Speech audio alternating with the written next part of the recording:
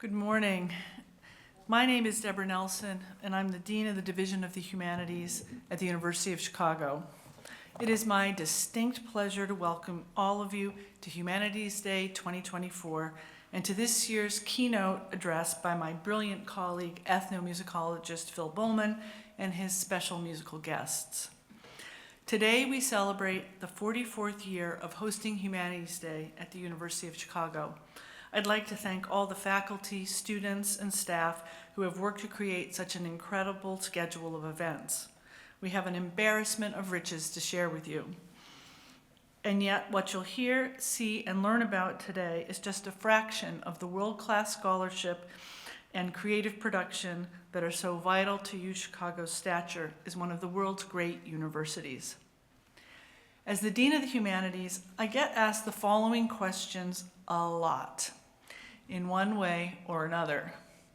Are the humanities still important? What's the role of the arts and humanities in higher education and public life? Now, first of all, I think these are the wrong questions. The better ones are these. Why are the arts and humanities the lifeblood of a transformative education? Why are they essential to help us navigate our contemporary moment of unprecedented strains on the planet and our collective life? Why am I so optimistic about the power and importance of the arts and humanities?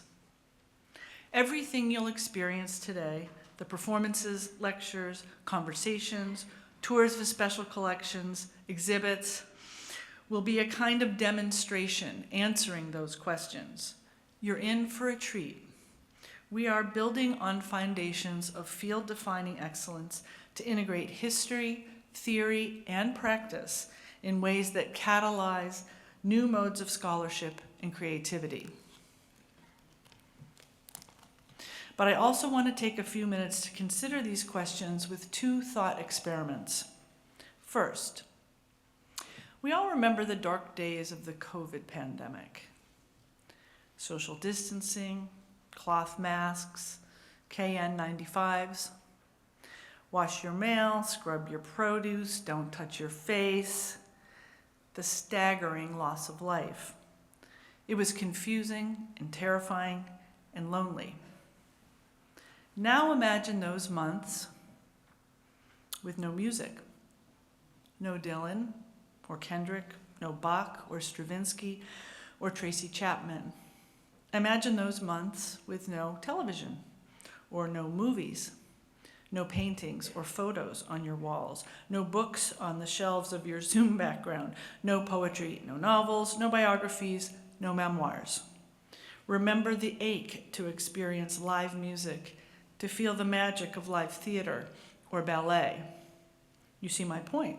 It's no exaggeration to say we would go insane without the arts and humanities, that they are essential to human life, that a world where the arts and humanities are not woven into the fabric of our lives is a condition of intellectual, aesthetic, and emotional starvation, a kind of cruelty.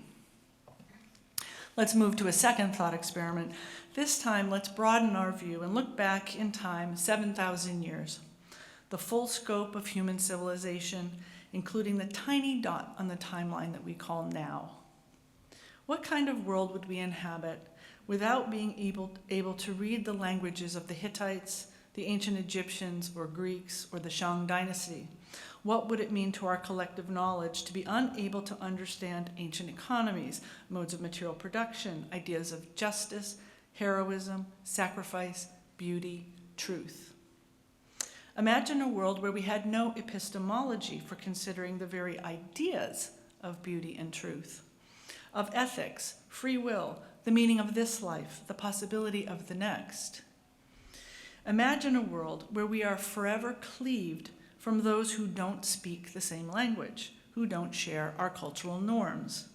What a lonely and cruel world it would be without the vast stores of life-affirming knowledge given to us by the family of disciplines we call the arts and humanities. We are lucky not to live in that world.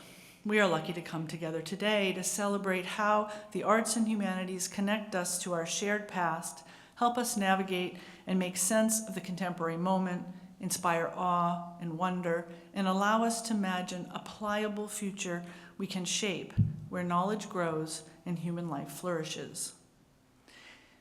Why am I so optimistic about the power and importance of the humanities at Chicago?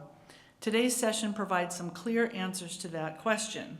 And I also want to make note of just a few more examples of the abundance of excellence that speaks to why I could not be more excited about the vitality of UChicago's arts and humanities. As you may have heard, the writer Ling Ma, a UChicago alumna and incoming faculty member in English, was just awarded a MacArthur Fellowship, what's commonly known as the Genius Grant. This fall, another MacArthur Fellow, film scholar Jacqueline Stewart, returns to UChicago in the Department of Cinema and Media Studies after spending the last 4 years at the Academy Museum of Motion Pictures in LA, where she served as its inaugural director and president. And last month, Augusta Reed Thomas's orchestral work, Bebop Kaleidoscope, an homage to Duke Ellington, debuted at the New York Philharmonic to broad critical acclaim. Now I need to celebrate Phil Bohlman. To celebrate the humanities, we always select an exemplary faculty member to deliver a keynote address. This year, I'm honored to introduce the renowned ethnomusicologist, Philip Bohlman, the Ludwig Rosenberger Distinguished Service Professor in the Department of Music at the University of Chicago. A pioneer in his field, Phil Bohlman seeks to reveal how music helps to deal with critical ideas and look globally at crucial problems in migration. He uses a multidisciplinary approach in which ethnography, historical research, and music performance intersect. His work in ethnomusicology spans multiple languages and continents. A prolific author in English and German, with translations of his work in multiple languages, Bohlman's first edition of Music, Nationalism, and the Making of the New Europe received the Derek Allen Prize for Musicology from the British Academy. In 2015, Phil Bohlman and the new Budapest Orpheum Society were nominated for a Grammy Award for their double CD, As Dreams Fall Apart. A recipient of the prestigious International Balzan Prize in 2022, he has organized Balzan Symposia in 2024 at the University of Chicago and other parts of the world to gather young scholars to spark conversations about music, migration, and borderlands.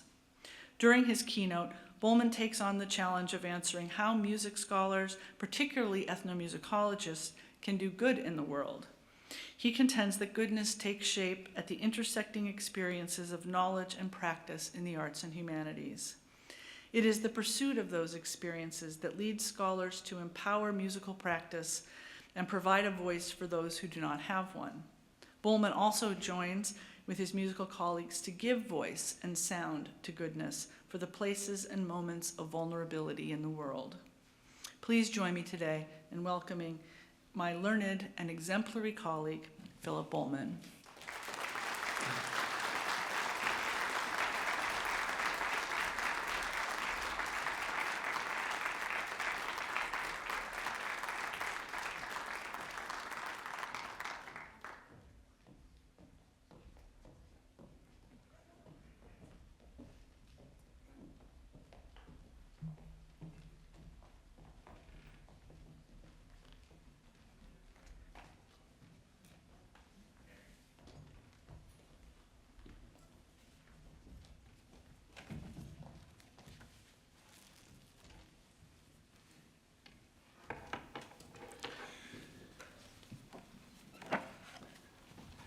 Thank you, Debbie, for those very kind words, those very important words, which I think are so important to what we are doing right now, what we have been doing for many years in the humanities and at the University of Chicago across campus.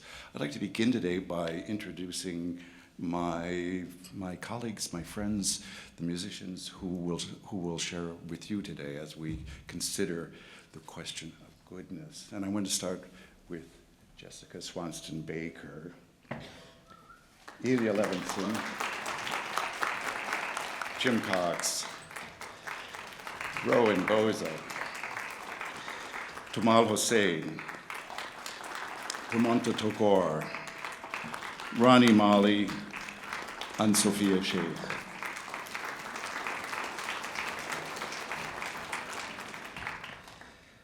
I'd like to dedicate my remarks and our performance today to the memory of Paul Mendes Floor. Paul, it was the Dorothy Grant McLean Professor Emeritus of Jewish History and Thought in the Divinity School, who passed on Thursday in Jerusalem. Paul was a man who knew and lived goodness and shared it with us at the University of Chicago.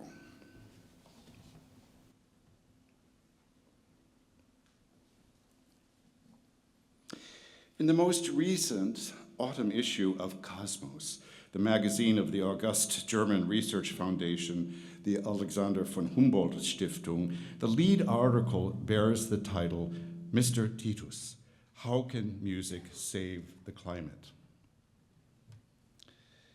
The question posed in the title and other questions that follows, such as what links music to plastic waste, suggest both irony and a tongue-in-cheek disbelief about music's ability to act in any way, in any real way, on the very real challenges facing today's world.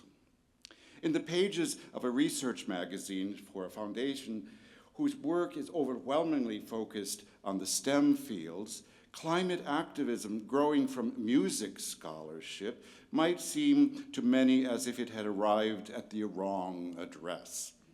What, after all, does music really do? Mr. Titus, Professor Olusegun Stephen Titus of Obafemi Awolowo University in Nigeria, hesitated not the least to provide the answers and to back them up with his career of acting with music to achieve goodness in his field of musicology. I quote, "Music penetrates our subconscious. If you repeatedly sing a song that thematizes environmental pollution, corruption, or other social problems, it gets firmly fixed in your mind and changes your attitude. Music cements problems and injustice in one's memory, he believes, and thus helps to generate political pressure." Closed quote.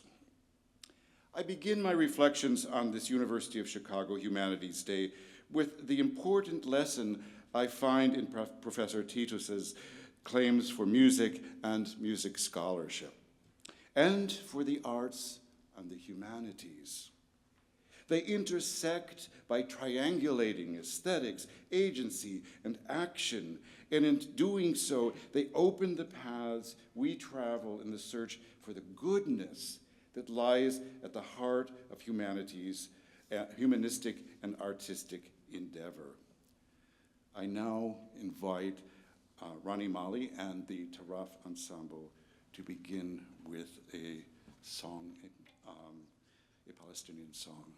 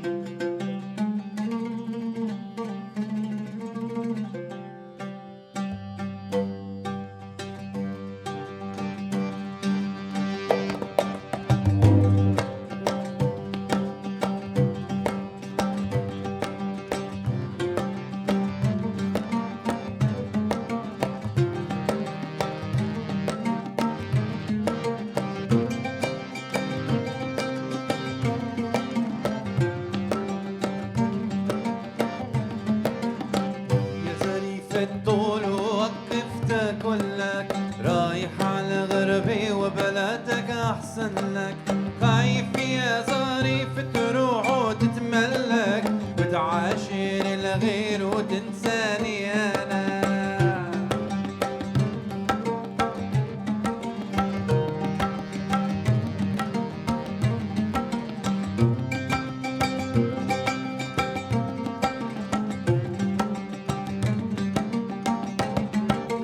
يا ظريف الطول غايب عن الأوطان، وغيابك عنا مل القلب حزان، ورجعنا همك وارجع للحنان، ما بتلقى الحنية غير في بلادنا. يا ظريف الطول وقت بتاكل لك، رايح على غربي وبلادك أحسن لك، خايف يا ظريف تروح وتتملك، وتعاشر الغير وتنساني أنا، وتعاشر الغير وتنساني أنا، وتعاشر الغير وتنساني أنا.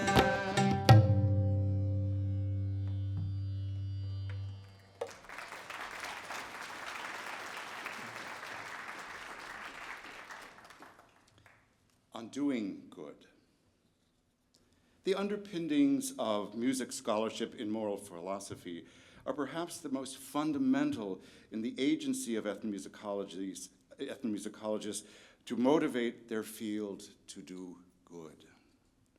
Goodness may seem to be an elusive, at the very least subjective quality, but for moral philosophy, its implementation, the actual doing of good, is rarely easy.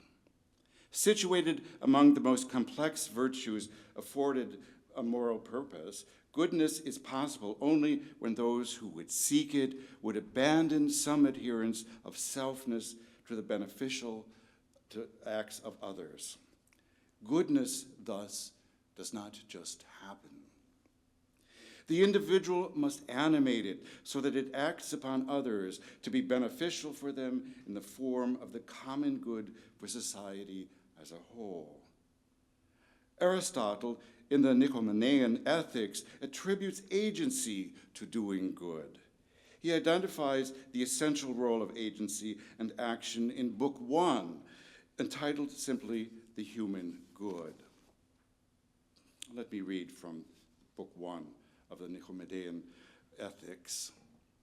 If we state the function of humans to be a certain kind of life, and this is to be an activity and actions of the soul implying a rational principle, and the function of a good human to be the good and normal performance of these, and if any action is well performed when it is performed in accordance with the appropriate virtue, if this is the case, human good turns out to be activity of soul exhibiting virtue.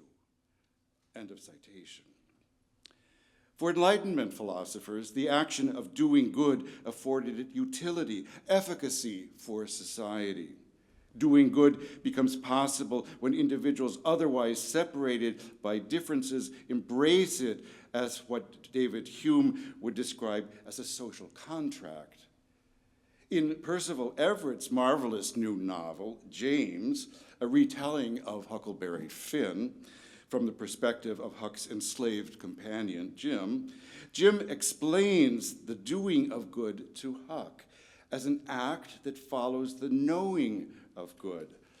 I will not read it in the same dialect as in which Everett marvelously said it, but I'll read it to you anyway. And you have the original in front of you. Ain't I doing wrong, though, Huck said. He was troubled. How am I supposed to know what good is? Jim responded, the way I see it is the following. If you have to have a rule to tell you what's good, if you have to have good explained to you, then you can't be good. If you need some kind of God to tell you right from wrong, then you won't ever know. End of the citation from James. It's a book I hope you will all read. The dual emphasis on utility, doing good, and social contract, common good, establishes the kinship of moral philosophy to ethnomusicology. The connectedness of doing good to common good further extends the kinship to the historical longue durée of musical scholarship and its engagement with the times and places in which doing good musically has contributed substantially to the sustenance of survival. In their commitment to doing good, music scholars have moved their research and activism to the sites of cultural fragility and endangered peoples, among the most critical to the borderlands that migrants most often cross in order to survive, in order to find goodness. Jessica Baker and my colleagues from the New Budapest Ensemble will now perform Friedrich Hollander's Illusions.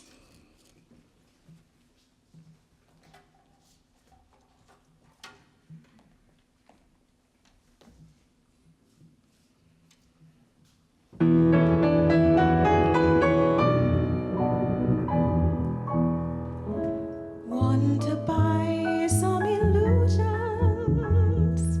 slightly used, second hand.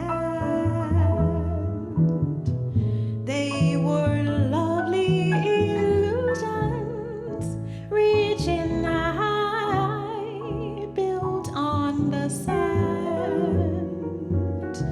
They had a touch of paradise, a spell you can't explain. For in this game of paradise, you are in love with pain. Want to buy some illusion, slightly used, just like new. What romantic illusions, and they're all about you. I sell them all for a penny. They make pretty souvenirs. Take my lovely illusions. Some are for laughs, some are for tears.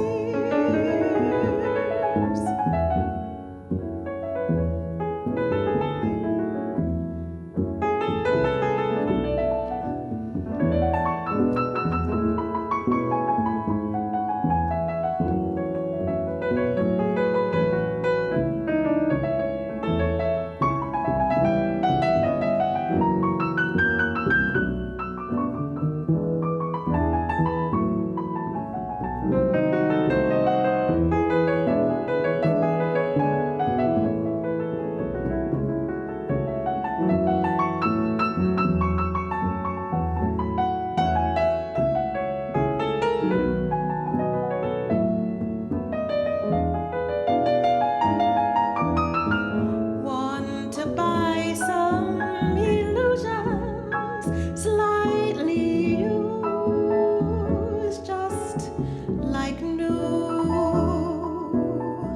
Such romantic illusions, and they're all about you. I sell them all for a penny. They make pretty souvenirs. Take my lovely illusions. Some are for laughs, some are for tears.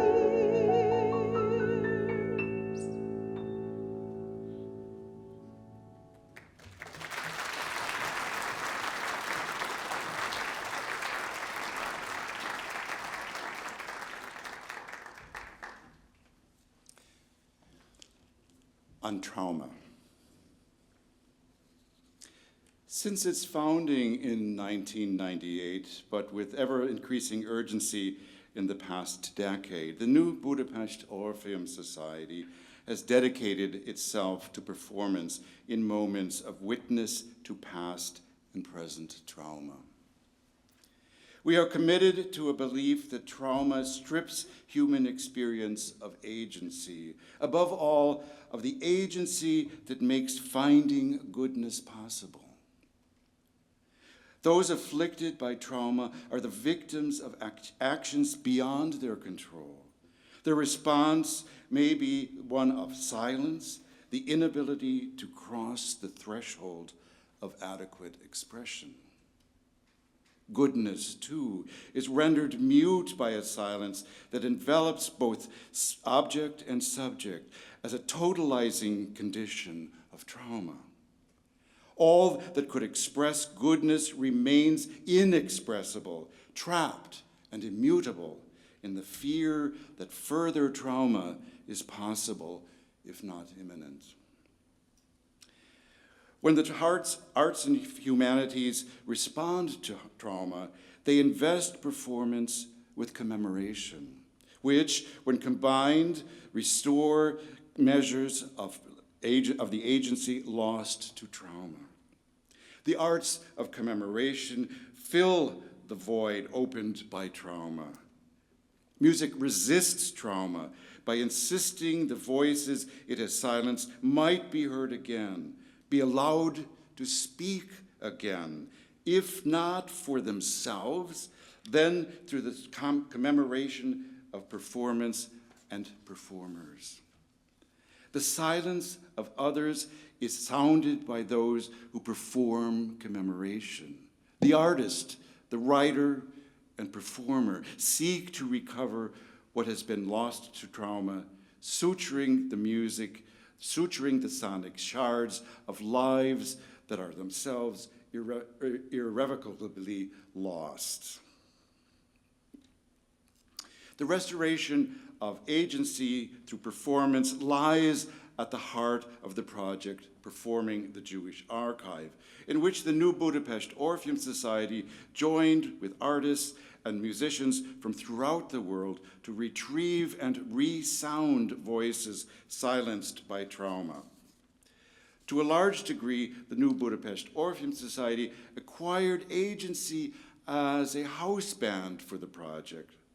As a house band, we dedicated ourselves to performing the musical materials that filled the archive.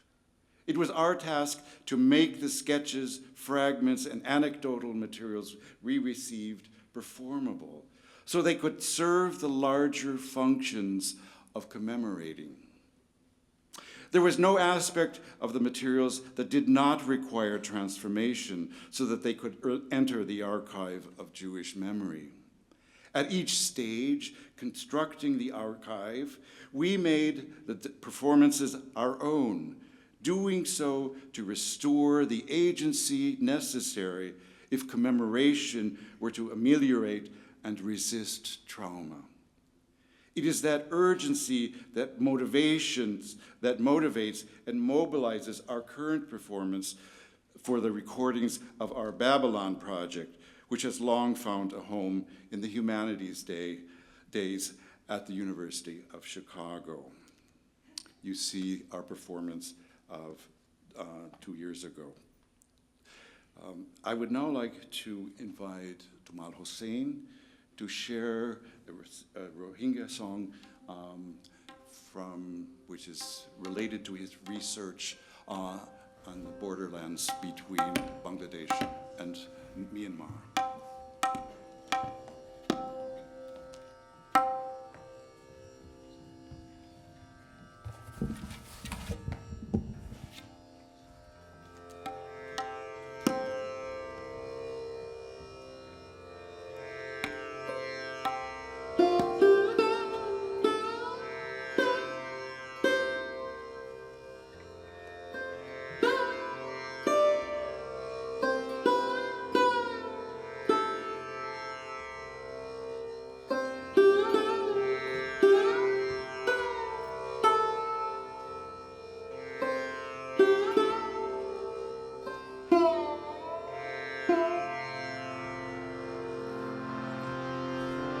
Gene feli ayla markanore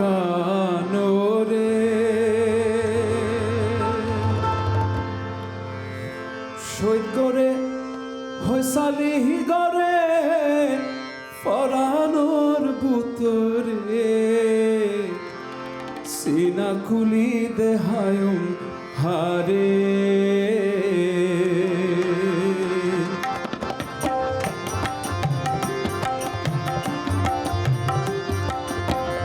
Kene feli ayla markanore Shoit gore hoy salihi gore Faranor butore Sina kuli dehayum hare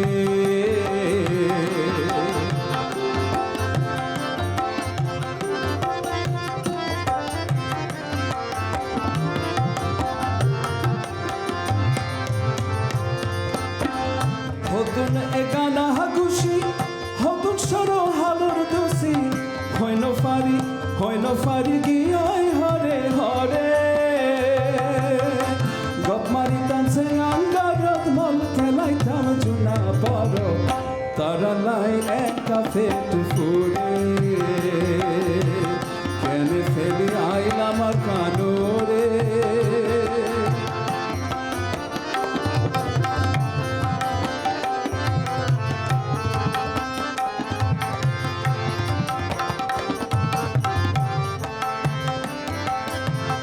Bafotina alor jaga, udin oile keti laga, aro fain mashia gori fare. Alo tu fain kura fatan ketu itu basor osman, kesu sinta gorano fore. Kesu sinta gorano fore. Kene feli ayla makanore. Yalla feli ayla markanore Shoit gore hoy salihi gore Faranor bondhure Sina kuli dehayum hare Sina kuli dehayum hare Sina kuli dehayum hare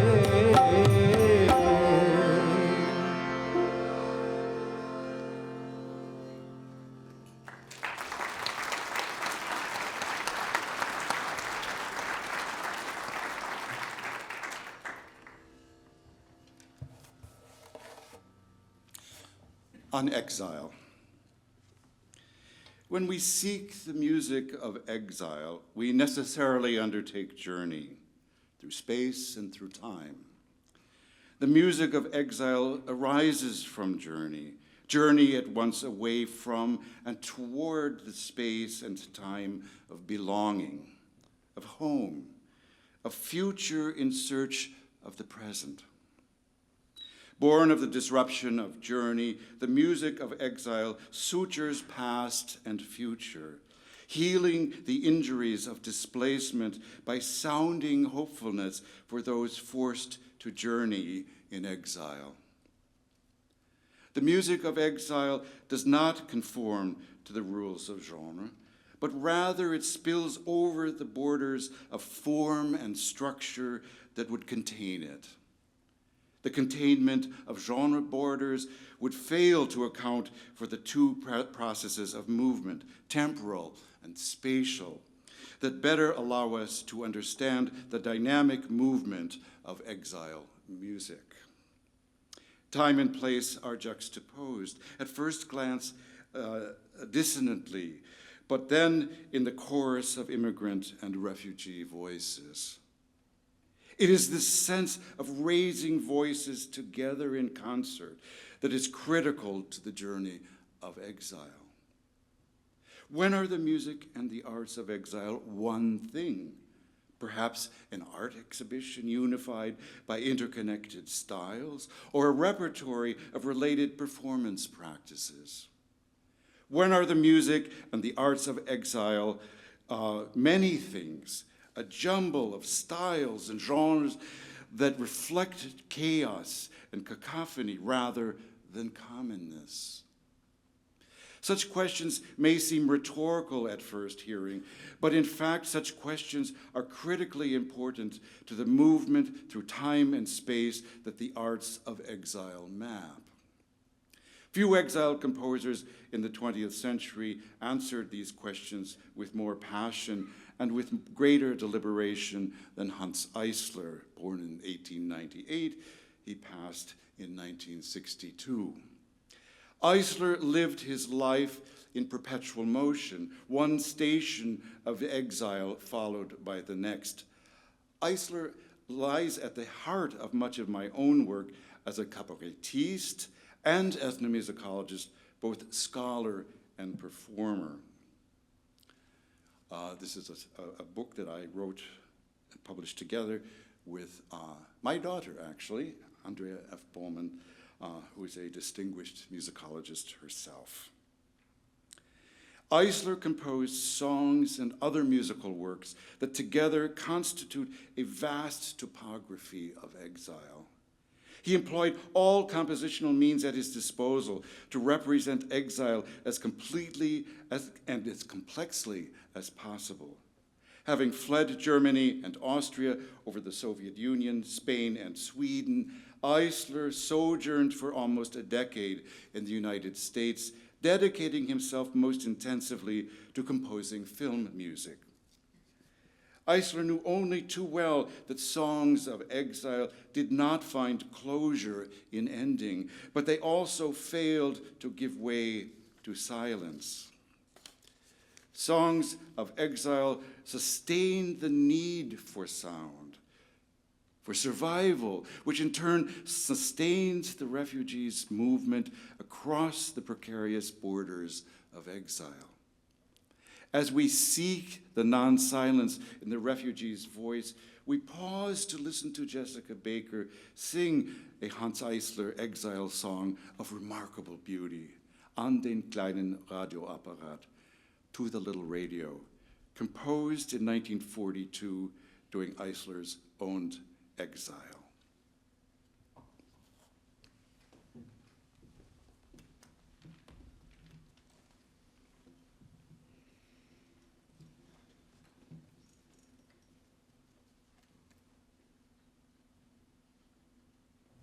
Du kleiner Kasten, den ich flüg den Tag, dass meine Lampen mir auch nicht zerbrechen. Besorg vom Haus vom Schiff zum Sog, dass meine Feinde weiter so mir sprechen.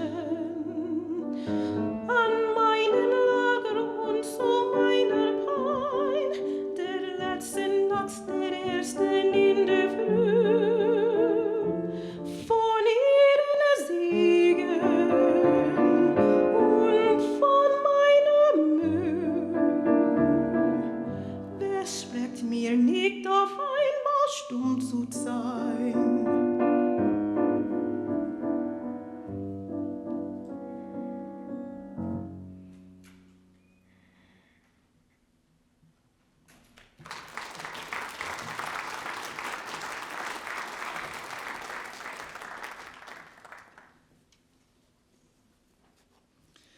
On borders and borderlands.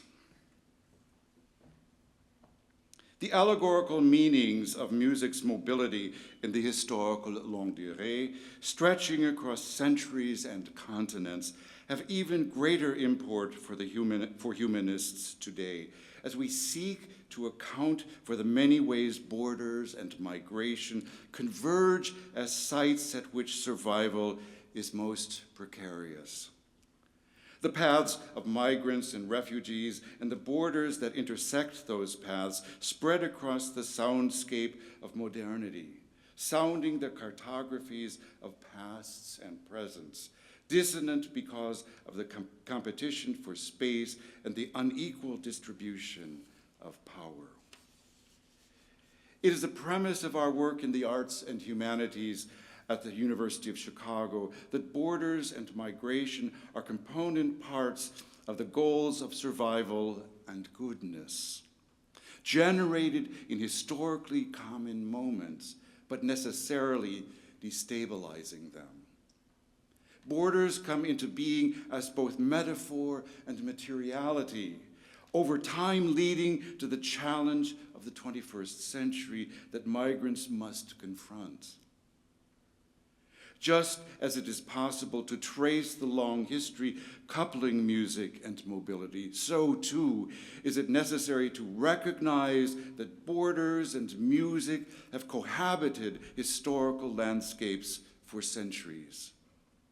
It is critical to remember the long history of wall building as an exercise of power to impede the mobility that is fundamental to the journey toward goodness in human societies. Borders, physical and metaphorical, separate selves from others. The political economy of borders functions to prevent societies with basic needs from sharing with other societies wishing to block access to their own abundance. They also spread as traces across ethnic, religious, linguistic, or even musical geographies, separating selves from others more abstractly. Abstract borders, however, rarely remain so, as if the concreteness and the materiality of walls, too, are forms of human necessity. The borderland is the site of diverse and often conflicting forms of encounter of both accommodation and violence. Unlike the musical confluence that settles in the center, movement across the borderland is complex and encumbered, mobilized as migration, rerouted as the journey of refugees. Aesthetically, the movement across music's internal borderlands endows it with changing meaning and ontology, opening the portals of difference and sounding the ways musicians bestow agency upon their encounters with migrants and refugees moving across endangered borderlands. It is hardly surprising that music scholars have endeavored to do good with such intensity at borderlands. Listening to and acting with music at the border is more critical in the 21st century than ever before. Migrants and refugees more ceaselessly cross borders at the sites of conflict. The sonic landscape of borders resounds with violence and threats to sovereignty. The metaphors of the border reflect the most profound of human concerns. Above all, the borders between life and death, the borders along which goodness realizes survival. We will now listen to members of the Taraf Ensemble perform Ali Akbar Khan composition, Anticipation. On tabla will be a Balzan Fellow at the University of Chicago from Kolkata, Rowan Bowes.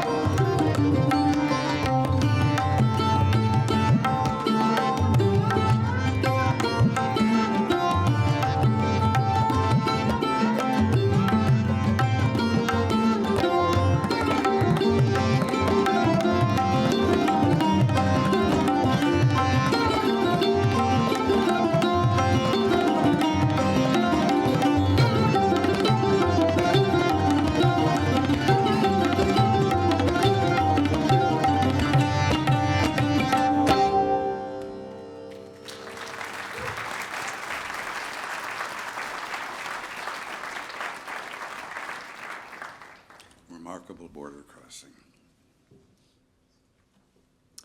On Transcendence. It is an abiding premise of humanistic thought and the action it sets in motion that the arts and the humanities together do things. And it is the conviction that I share with you today that music and sound do good.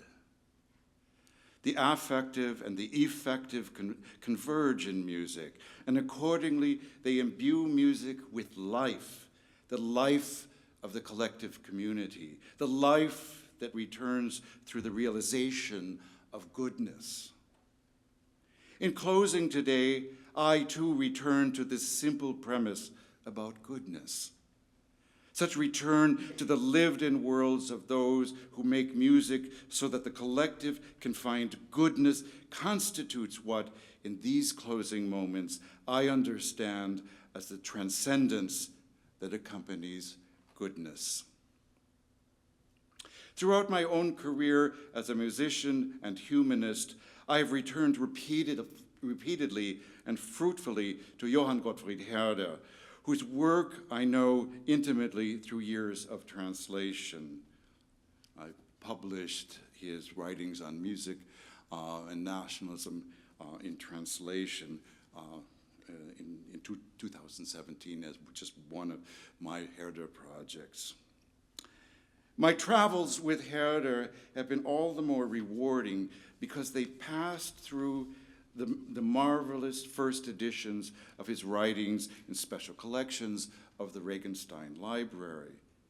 It was Herder, too, who called my own field of ethnomusicology into being by giving a name to the diverse musics of the world, Volkslieder, folk songs. My return to Herder allows me also to return to the moment in which song was understood to inhabit lived-in worlds collectively. Song loves the masses, thus ensuring their goodness. Thus formulated Herder such cohabitation. Please permit me then to return to the final passage in Herder's last major essay on song, the chapter called Von Musik, on music von Caligone of 1800. I do so in search of transcendence. If one gathers without any prejudice the affects that melodies and songs invest in human feeling and afford to all collectivities of human society, from the family to the nation, music would rise as a narrative of miraculous tales from the lowest rung to which it has been assigned to realize its relation to the culture of humanity. As we know so very well, it is music that we experience within ourselves that lifts us up from the earth at the very moment of death. End of the citation from Herder's On Music. Upon returning to goodness in his final work on music, Herder envisioned a collectivity of choral singing and communal dance. Moral purpose is now inseparable from the study of music. There is so much that is at stake in Herder's late reflections on song, transcendence, and the moment of goodness as he approached the final stages of his own life, which he hesitates not to call also a moment of death. For Herder, the moment of goodness contained humanity and the universe, life and death. Song and music live through their return, however transitory it may be, and they are endowed with remarkable force, the very power to realize life itself, and to do so in the moment of goodness in which music is transcendent. There is also much of profound value when we too, in common purpose, witness goodness as a force in our lived-in worlds, as scholars and musicians, as students of the humanities and the arts. We find goodness today in the recognition that embracing the moral purpose afforded by music and sound, and the collective of our experiences together, our common lives of learning made possible by the University of Chicago, will enhance the ways others might experience the transcendent moments of the arts and the humanities. The path that connects the arts and the humanities, like the one we traversed today, resonates with us as we cohabit the lived-in world in which goodness is so precious and so precarious. As we know so very well, wrote Johann Gottfried Herder in his search for goodness at the end of his life, it is music that we experience within ourselves that lifts us up from the earth at the very moment of death. Thank you very much.